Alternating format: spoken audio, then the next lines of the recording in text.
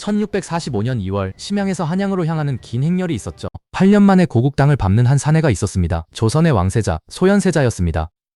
병자호란이 끝난 직후 그는 청나라의 볼모로 끌려갔었죠. 나이 30도 안 된 왕세자가 하루아침에 적국에 인질이 된 겁니다. 심양에서의 8년은 단순한 유배살이가 아니었습니다. 청나라 황실과 직접 부딪히고 서양 문물과 신학문을 접하고 조선과는 전혀 다른 세계를 몸으로 배운 시간이었거든요. 그리고 마침내 전쟁의 그늘에서 벗어나 고향으로 돌아오게 됩니다. 궁궐 밖에서는 오랜만에 경사라며 들썩였을 법도 한데요. 그런데 정작 이 귀환을 맞이하는 궁궐 공기는 생각보다 훨씬 싸늘했습니다. 아버지인 인조는 아들의 생환을 반기기보다는 뭔가를 경계하는 듯한 태도를 보였다고 전해집니다. 궁궐 밖에서는 오랜만에 나이 많은 사자는 아직 섭니다. 청나라에 오래 머문 세자는 청과의 관계에서 어느 정도 신임을 얻은 인물이었거든요. 문제는 여기서 시작됩니다. 청나라의 신임을 받는 세자라는 존재는 청과 대립각을 세워온 인조 입장에서는 달갑지 않은 카드였다는 거죠. 심지어 세자가 가져온 서양 문물과 새로운 사고방식을 인조는 탐탁지 않게 여겼다는 기록도 있습니다. 그렇게 미묘한 긴장감 속에서 세자는 한양에서의 새로운 생활을 시작합니다. 그런데 이 생활은 채 2달을 넘기지 못했습니다. 1645년 4월 26일 소현세자는 갑작스럽게 세상을 떠납니다. 8년의 볼모 생활을 견디고 돌아온 지 겨우 2달 만이었죠.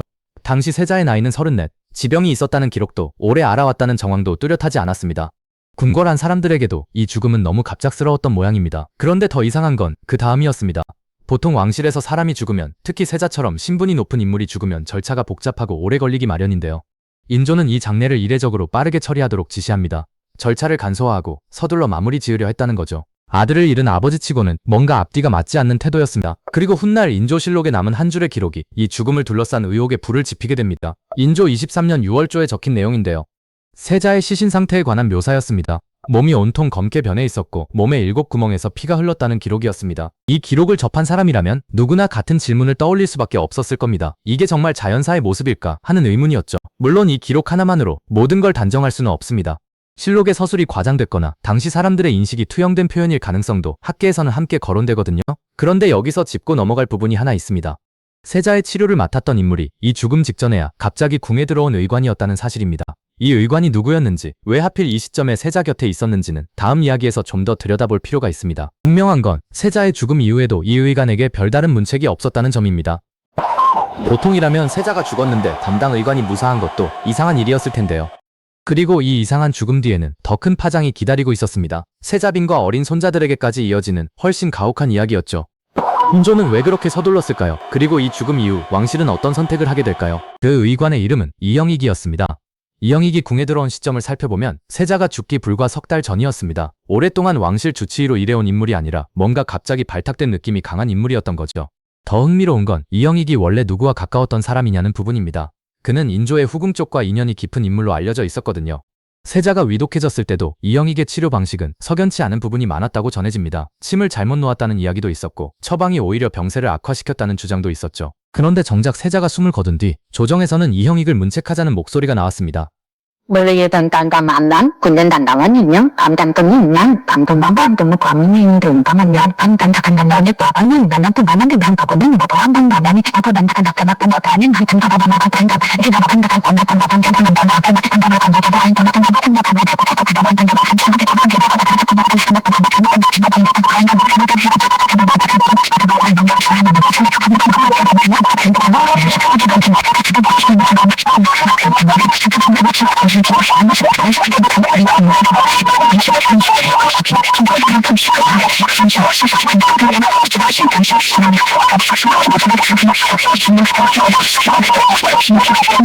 여기서 다시 한번 인조의 태도가 등장합니다. 인조는 이영익을 감싸는 쪽에 섰습니다.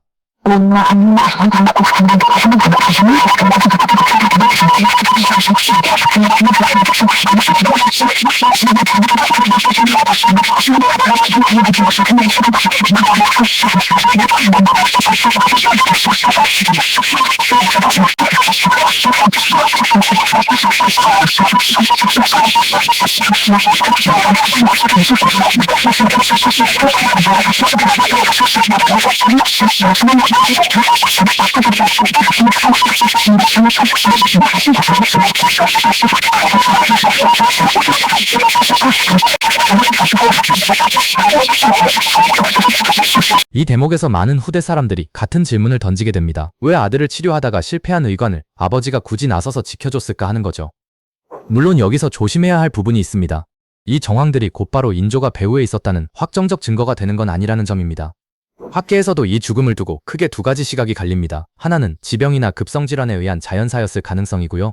다른 하나는 정치적 목적을 가진 누군가에 의한 독살이었을 가능성입니다. 자연사설을 뒷받침하는 쪽에서는 8년간의 볼모 생활로 몸이 극도로 쇠약해져 있었을 거라는 점을 근거로 듭니다. 오랜 타국 생활과 스트레스가 몸을 갉아먹었을 수 있다는 거죠. 반면 독살설을 주장하는 쪽에서는 실록에 남은 시신 묘사가 자연사로 보기엔 너무 이례적이라는 점을 강조합니다. 검은 반점과 출혈이라는 구체적 기록이 단순 병사와는 결이 다르다는 겁니다. 그런데 여기서 짚어야 할 게 하나 더 있습니다. 세자가 죽은 뒤 인조가 보인 후속 조치들이었죠. 후랑 쇼전은 콜젠난 관내가 감간세는 민. 그런데 인조는 이 관례를 따르지 않았습니다. 세손이 아니라 자신의 다른 아들인 복림대군을 세세자로 책봉해버린 거죠. 이건 단순한 절차상의 선택이 아니었습니다. 왕실의 오랜 전통을 뒤엎는 상당히 파격적인 결정이었거든요. 당시 조정 안에서도 이 결정을 두고 의아해하는 반응이 많았다고 전해집니다. 왜 굳이 원칙을 깨면서까지 세손을 배제했을까 하는 물음이었죠. 그리고 이 물음에 대한 답은 다음에 벌어진 일들 속에서 조금씩 드러나기 시작합니다. 세자가 죽고 채 1년도 지나지 않아서 이번에는 세자빈에게 칼날이 향하게 됩니다. 인조의 수라상에 누군가 독을 넣으려 했다는 혐의가 터져나온 겁니다. 그리고 그 혐의의 중심에 세자빈 강빈이 지목되고 말았습니다.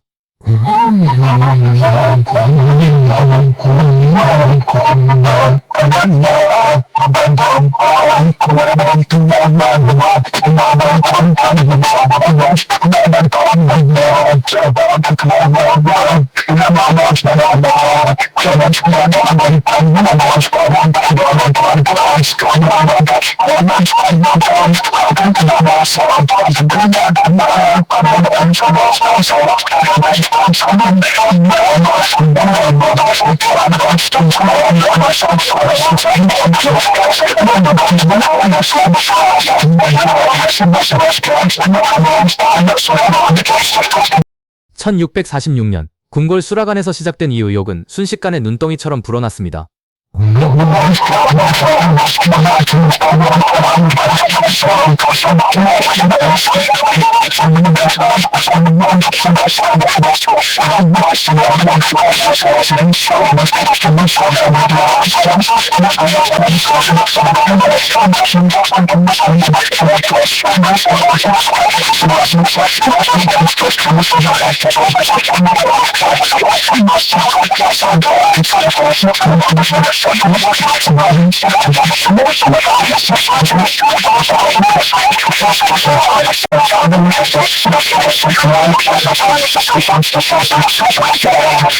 강빈 입장에서는 억울할 수밖에 없는 상황이었습니다. 남편을 잃은 지 채 1년도 지나지 않은 시점이었으니까요.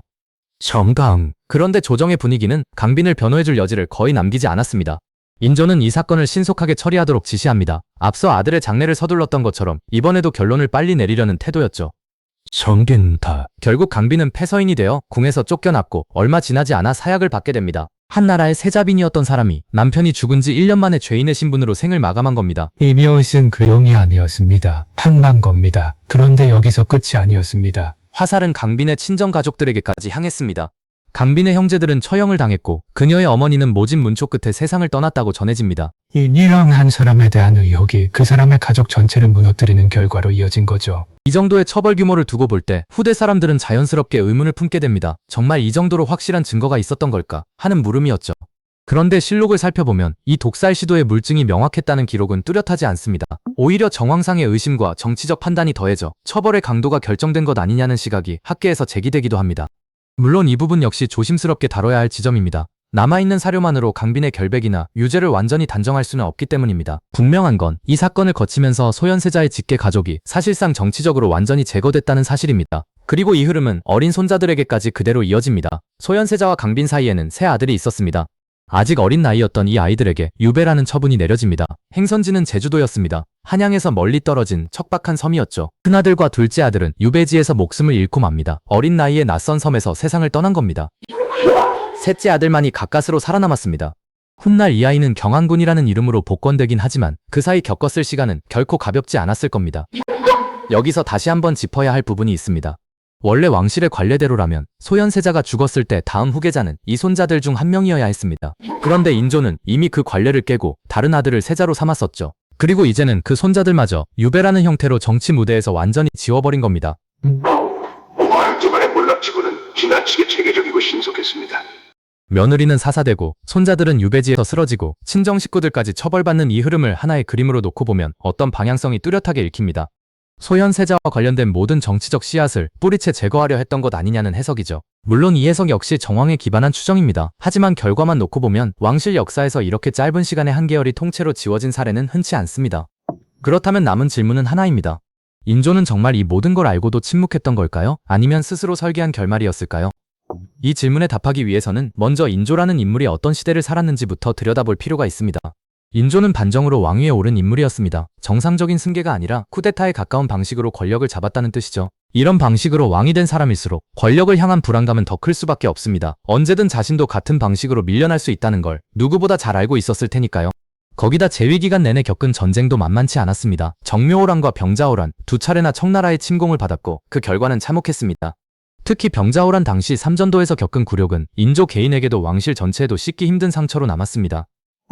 이런 인조의 눈에 청나라에서 8년을 보내고 돌아온 아들은 어떻게 비쳤을까요? 단순히 반가운 아들이 아니라 어쩌면 자신의 트라우마와 겹쳐 보이는 존재였을 수도 있습니다. 세자가 청나라 황실과 친분을 쌓고 그들의 문물을 배워왔다는 사실은 인조에게는 자부심이 아니라 위협으로 읽혔을 가능성이 큽니다. 여기서 하나의 관점이 등장합니다. 소현세자의 죽음을 단순한 부자간의 비극이 아니라 권력 구조의 문제로 보는 시각이죠. 청나라와 가까운 세자가 왕위에 오르면 조선의 대외정책 방향 자체가 바뀔 수 있었다는 겁니다. 인조 입장에서는 그동안 자신이 지켜온 반청 노선이 통째로 흔들릴 수 있는 상황이었던 거죠. 물론 이런 해석 역시 정황에 근거한 하나의 시각일 뿐 확정된 사실은 아닙니다. 학계에서도 이 부분은 여전히 논쟁 중이거든요. 그런데 흥미로운 건 이후 조선의 실제 행보입니다. 소현세자 대신 왕위에 오른 복림대군, 즉 훗날의 효종은 즉위 후 정반대의 노선을 걷습니다. 청나라에 대한 복수를 내세운 북벌론을 추진하며 강경한 반청 정책을 펼친 거죠. 이 대목에서 다시 한번 궁금증이 생길 수밖에 없습니다. 만약 소현세자가 왕위에 올랐다면 조선의 대외 노선은 완전히 다른 방향으로 흘렀을 수도 있다는 겁니다. 물론 이건 어디까지나 가정입니다. 역사에 만약이라는 단어를 붙이는 순간 그건 사실이 아니라 상상의 영역으로 넘어가니까요. 그래서 조심스럽게 접근해야 합니다.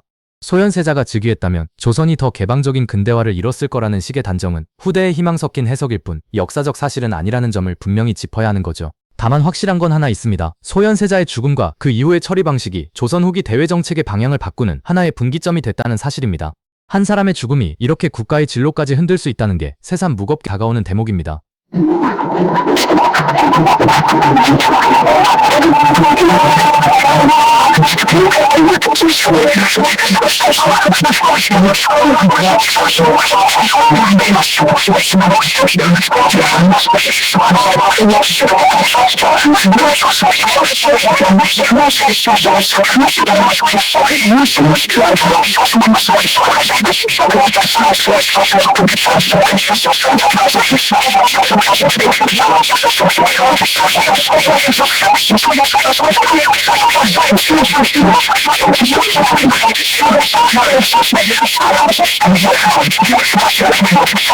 인조는 정말 이 모든 결과를 예측하고 설계한 걸까요? 아니면 두려움에 떠밀려 하나씩 결정을 내려간 걸까요? 여기서 한 가지 참고할 만한 사례가 있습니다. 비슷한 시기, 다른 왕실 스캔들에서도 비슷한 패턴이 반복됐다는 점입니다.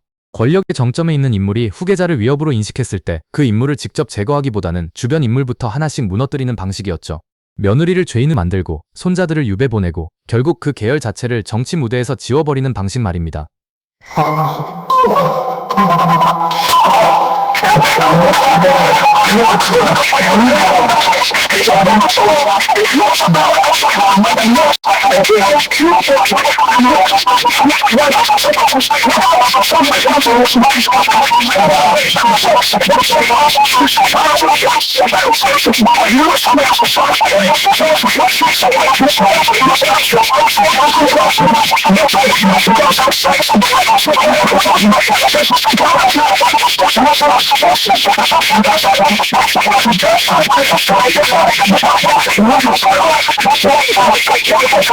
세자 본인의 죽음에서 시작해 세자빈의 사사 그리고 손자들의 유배로 이어지는 흐름이 그렇습니다. 이렇게 보면 단순한 우연의 연속이라기보다는 권력을 지키기 위한 일관된 방향성이 있었던 것 아니냐는 의문이 자연스럽게 따라옵니다.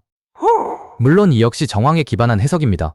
하지만 결과의 일관성만큼은 후대 사람들이 계속해서 이 사건에 의문을 품게 만드는 이유이기도 합니다.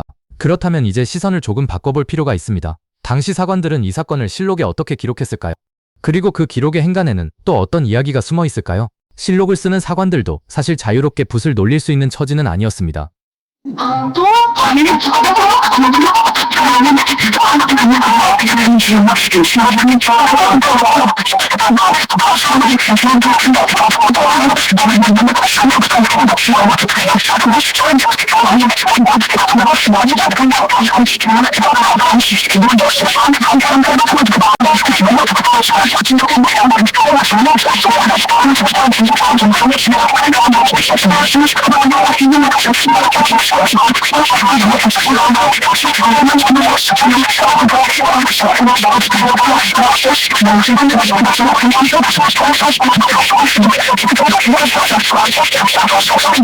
그럼에도 인조실록에는 앞서 말씀드린 시신 묘사처럼 상당히 이례적인 문장들이 남아 있습니다.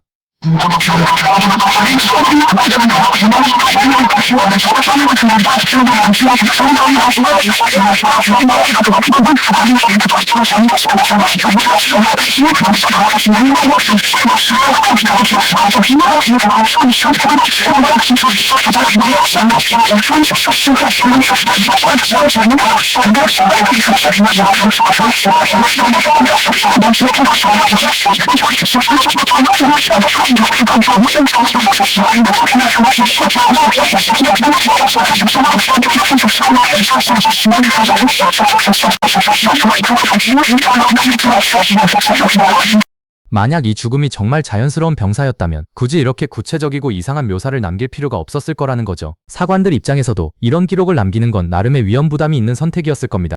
그런데도 이 문장이 살아남아 지금까지 전해진다는 건 최소한 당시 궁궐안에서도 이 죽음을 둘러싼 의혹이 상당히 컸다는 방증일 수 있습니다. 여기서 짚고 넘어갈 부분이 있습니다. 실록이라는 기록물 자체가 완벽하게 객관적인 사료는 아니라는 점입니다. 실록도 결국 사람이 쓴 기록이고 그 시대의 정치적 공기와 완전히 무관할 수는 없거든요. 그래서 역사학자들은 이 기록을 두고도 문자 그대로 받아들이기보다는 여러 각도에서 교차 검증을 시도합니다. 당시 궁궐안 다른 인물들의 문집이나 편지, 사가의 기록 같은 자료들과 비교해보는 거죠. 그리고 이런 교차 검증 과정에서 흥미로운 공통점 하나가 발견됩니다. 승자의 고민 소타위할지 세자의 죽음을 둘러싼 이상한 정황들이 실록뿐 아니라 여러 다른 기록에서도 비슷한 뉘앙스로 언급된다는 점입니다. 물론 이것만으로 독살이 확정되는 건 아닙니다. 다만 최소한 당대 사람들 사이에서도 이 죽음을 자연스럽게 받아들이지 못했다는 정서가 널리 퍼져 있었다는 건 짐작할 수 있습니다. 여기서 반대편 시각도 함께 짚어볼 필요가 있습니다. 병사설, 즉 자연사였을 가능성을 주장하는 학자들의 근거는 무엇일까요? 가장 먼저 거론되는 건 세자의 건강 상태입니다. 8년이라는 긴 세월을 타국에서 볼모로 지낸다는 건 정신적으로도 육체적으로도 상당한 소모였을 거라는 거죠. 거기다 심양에서 조선으로 돌아오는 여정 자체도 결코 편안한 여행길은 아니었습니다. 장거리 이동에 따른 피로 누적도 무시할 수 없는 요인이라는 주장입니다. 또한 당시 의학 수준을 감안하면 급성 전염병이나 심장 관련 질환으로 인한 급사였을 가능성도 완전히 배제할 수는 없다는 의견도 있습니다. 이런 병사설을 뒷받침하는 학자들은 실록의 시신 묘사 역시 특정 질병의 증상과 겹칠 수 있다는 점을 지적합니다. 그런데 이 병사설에도 약점은 있습니다. 만약 단순한 병사였다면 인조가 그렇게까지 장례를 서두르고 이 형익을 감쌀 이유가 딱히 없었을 거라는 반박이죠. 자연사라면 오히려 떳떳하게 처리해도 될 사안인데 굳이 절차를 간소화하고 서두를 이유가 없었다는 겁니다. 결국 독살설과 병사설 양쪽 모두 나름의 근거와 나름의 허점을 동시에 갖고 있는 셈입니다. 바로 이 지점이 이 사건을 300년 넘게 사람들의 입에 오르내리게 만든 핵심 이유입니다. 명확한 물증이 없기 때문에 어느 쪽도 완전히 확정할 수 없고 그렇다고 완전히 무시하기에는 정황이 너무 많이 쌓여있는 상황인 거죠.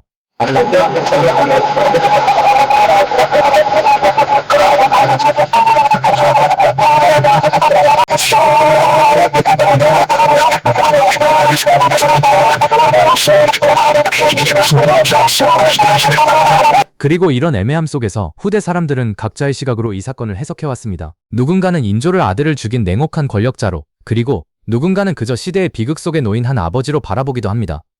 어느 쪽이 진실에 더 가까운지는 지금 우리로서는 완전히 확정하기 어렵습니다. 다만 분명한 건 이 죽음 이후 벌어진 일련의 사건들이 조선 왕실 역사에서 가장 씁쓸한 장면 중 하나로 남았다는 사실입니다. 어느 초한 건 이제 이 이야기를 정리하기 전에 마지막으로 살펴볼 부분이 남아 있습니다. 바로 이 사건이 훗날 어떻게 재조명됐는지, 그리고 우리가 오늘날 이 사건을 어떤 시선으로 바라봐야 하는지에 관한 이야기입니다. 조선이 무너지고도 한참이 지난 뒤에야 이 사건은 다시 수면 위로 떠오르기 시작했습니다. 용화 갱갱미와 근대를 거치면서 역사학자들은 실록을 비롯한 여러 사료를 새로운 방식으로 들여다보기 시작했습니다. 이전에는 단순히 왕실 야사 정도로 취급되던 이야기가 점차 진지한 연구 대상으로 자리 잡게 된 거죠. 특히 20세기 이후 한국사 연구가 본격화되면서 소현세자의 죽음은 조선 후기 정치사를 이해하는 중요한 사례로 다뤄지기 시작합니다. 단순히 한 개인의 비극이 아니라 반정으로 세워진 왕조가 권력을 유지하기 위해 어떤 방식으로 움직였는지를 보여주는 상징적 사건으로 읽히게 된 거죠. 여기서 흥미로운 지점이 하나 있습니다. 오늘날 대중문화 속에서 소현세자는 실록 속 짧은 기록과는 다르게 훨씬 입체적인 인물로 그려지곤 합니다. 드라마나 소설에서는 종종 개방적이고 근대적인 사고를 가진 비운의 왕세자로 묘사되는 경우가 많습니다. 청나라에서 서양 신부들과 교류하고 망원경이나 지구본 같은 신문물을 접했다는 기록이 이런 이미지를 뒷받침하는 근거로 자주 인용되곤 하죠. 그런데 여기서 짚고 넘어가야 할 부분이 있습니다. 이런 이미지가 실제 역사적 평가와 완전히 일치하는 건 아니라는 점입니다. 소현세자가 실제로 어떤 정치적 구상을 갖고 있었는지, 그가 왕이 됐다면 정말 다른 조선을 만들었을지는 남아있는 기록만으로는 명확히 확인하기 어렵습니다. 우리가 확인할 수 있는 건 그가 청나라에서 새로운 문물을 접했다는 사실 자체이지, 그 문물을 조선에 어떻게 적용하려 했는지에 대한 구체적인 청사진은 아니라는 거죠. 그래서 이야기를 볼 때 한 가지 기준을 세울 필요가 있습니다. 확인된 사실과 후대의 해석 혹은 상상을 구분해서 받아들이는 태도입니다. 세자가 8년간 볼모 생활을 했다는 것, 귀국 2달 만에 급사했다는 것, 실록에 이례적인 시신 묘사가 남아있다는 것, 이후 세자빈과 손자들이 잇따라 처벌받았다는 것, 이런 부분들은 명확히 기록으로 확인되는 사실입니다. 반면 이 죽음이 독살이었는지, 그리고 인조가 직접 배후에 있었는지는 여전히 정황에 기반한 추정의 영역에 머물러 있습니다. 바로 이 지점에서 우리가 이 사건을 대하는 태도가 중요해집니다. 확정되지 않은 부분을 마치 기정사실처럼 단정해버리면 그건 역사가 아니라 하나의 소설이 돼버리기 때문입니다. 그렇다고 모든 의혹을 무시하고 그저 자연사로만 처리하기에는 남아있는 정황들이 너무 많고 구체적입니다. 그래서 이 사건은 명확한 결론보다는 계속해서 질문을 던지게 만드는 이야기로 남아있는 겁니다. 권력을 쥔 사람이 자신의 혈육마저 위협으로 인식했을 때 그 결과가 얼마나 참혹할 수 있는지를 보여주는 사례이기도 하고요. 동시에 완벽한 물증 없이 정황만으로 한 사람의 죄를 단정하는 게 얼마나 위험한 일인지도 함께 생각하게 만드는 이야기입니다. 여기서 잠시 이 사건이 남긴 또 다른 흔적을 짚어볼 필요가 있습니다. 바로 소현세자의 막내 아들, 훗날 경환군으로 복권된 인물의 이야기입니다. 두 형은 유배지에서 목숨을 잃었지만 이 막내는 끝까지 살아남았습니다. 그리고 시간이 흘러 조선 왕실은 뒤늦게나마 이 아이를 다시 왕실의 일원으로 받아들이는 조치를 취합니다. 이건 어떤 의미에서 국가 스스로가 과거의 처분에 문제가 있었음을 은연중에 인정한 셈이기도 합니다. 물론 공식적으로 잘못을 인정한 건 아니었습니다. 하지만 뒤늦은 복권이라는 행위 자체가 이 사건이 완전히 정당했다고는 보기 어렵다는 방증으로 읽히기도 하는 거죠. 그리고 이 지점에서 우리는 이 이야기의 가장 무거운 질문과 마주하게 됩니다. 과연 권력이란 무엇을 위해 존재하는 것이며 그 권력을 지키기 위해 어디까지 허용되는 것일까요? 한 나라의 군주가 자신의 아들, 며느리, 손자들까지 정치적 위협으로 인식할 수밖에 없었던 그 시대의 논리는 지금 우리의 눈으로 봐도 결코 가볍게 넘길 수 없는 이야기입니다.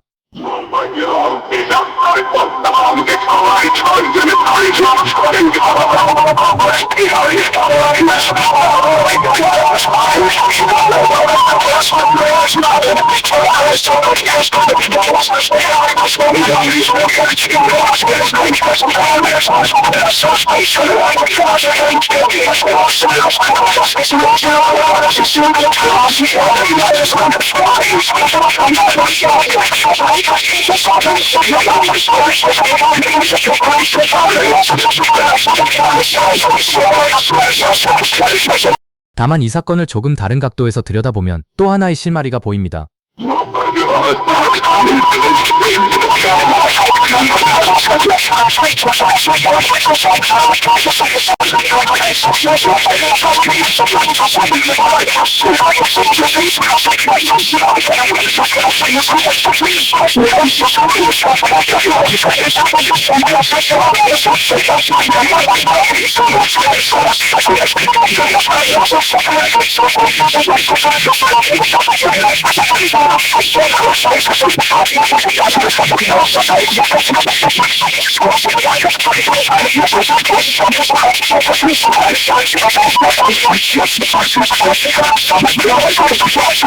앞서 말씀드린 의관, 이영익 외에도 궁궐 안에는 세자의 급부상을 달가워하지 않는 세력이 여러 존재했습니다. 세자가 청나라에서 돌아오면서 데려온 측근들, 그리고 세자와 가까웠던 신하들이 있었는데요. 아인들이 조정에서 힘을 얻게 되면 기존의 인조를 둘러싸고 있던 권력 집단의 입지가 좁아질 수밖에 없는 구조였습니다. 다시 말해 세자의 죽음으로 이득을 볼 수 있는 사람이 인조 한 사람만은 아니었다는 뜻입니다. N점에서 학계 일부는 특정 개인의 단독 범행보다는 여러 이해관계가 얽힌 결과일 가능성도 함께 검토합니다. 권력의 공백을 두려워한 여러 세력이 각자의 이유로 이 죽음을 방관하거나 심지어 조장했을 수도 있다는 시각이죠. 물론 이 역시 확정된 사실이 아니라 정황을 바탕으로 한 하나의 가설입니다. 그런데 이런 다층적 해석이 나오는 이유가 있습니다. 단 하나의 배우만으로는 설명되지 않는 부분들이 이 사건 곳곳에 남아있기 때문입니다. 예를 들어 이영익이 처벌받지 않은 것은 인조의 비호로 설명할 수 있습니다. 하지만 조정 대신들 다수가 이 문제를 강하게 밀어붙이지 않은 이유는 또 다른 차원의 설명이 필요하거든요. 당시 신하들 입장에서도 괜히 이 사건을 깊이 파고들었다가 자신의 정치적 입지가 흔들릴 수 있다는 우려가 있었을 겁니다. 그러니까 침묵은 단순히 두려움 때문만이 아니라 각자의 정치적 계산이 함께 작용한 결과였을 가능성이 큽니다.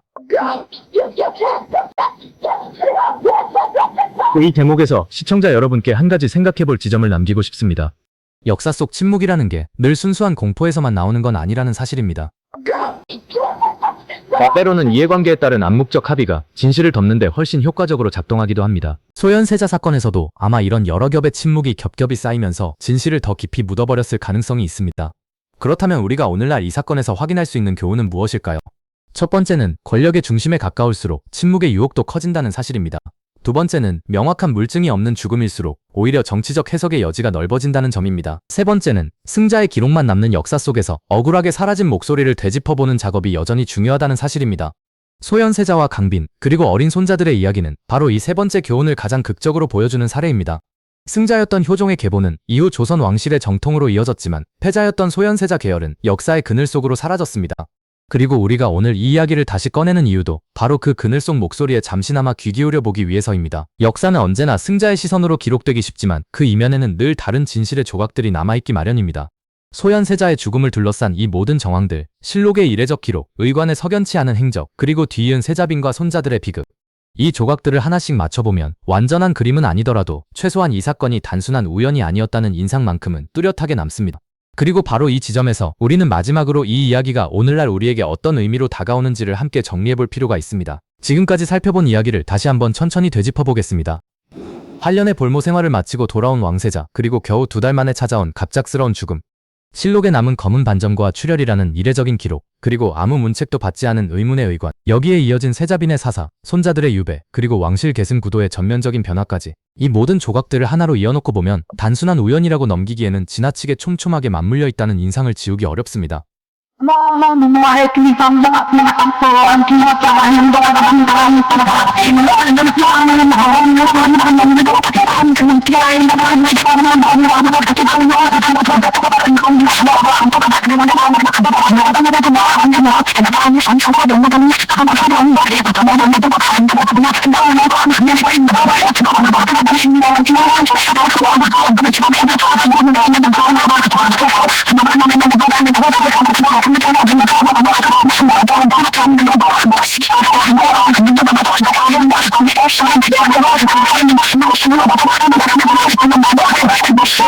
이 사건은 여전히 독살설과 병사설이 팽팽하게 맞서는 결론이 나지 않은 역사적 논쟁입니다.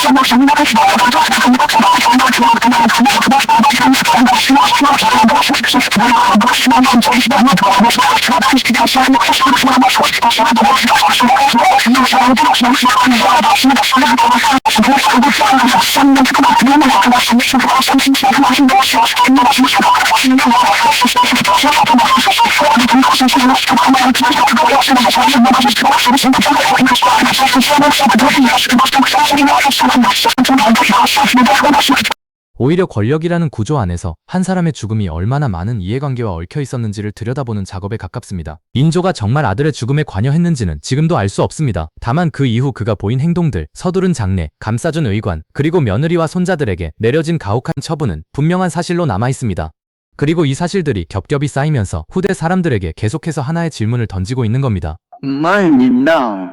그리만 마요뉴 굴뉴잉 굴냐나 날미나 마녀니 시니냐미 민나 나마 마난 니안카 미나문영 민니도 민게 많아 데 뭐남스타 다나니 넌딴게 난딴데 니 정만 가면 나나변다 나이면 미나 인가마마미난 마나농연자 만인거맘 끝난테니엄 마나민가마 마만감감감한자 환미미안감마니 밀야망은 마만 아픈 민나. 이 질문에 명확한 답을 내리는 건 어쩌면 우리의 몫이 아닐지도 모릅니다. 다만 우리가 할 수 있는 건 승자의 기록 뒤에 가려진 목소리에 조금 더 귀 기울여 보는 일입니다. 소현세자, 강빈, 그리고 이름조차 온전히 남지 않은 두 어린 손자. 이들은 각자의 방식으로 이 거대한 권력 구조의 희생양이 되었습니다. 그리고 그 희생 위에서 조선은 전혀 다른 방향의 역사를 걷게 됐습니다. 만약 그날 세자가 무사히 왕위에 올랐다면 어땠을까 하는 상상은 이제 와서는 부질없는 가정일 뿐입니다.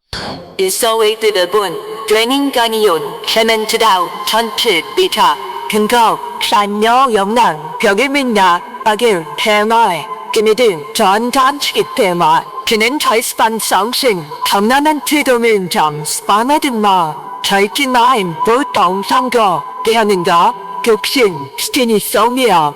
그래서 이 이야기의 결말은 통쾌한 진실 규명이 아니라 씁쓸한 여운으로 남을 수밖에 없습니다.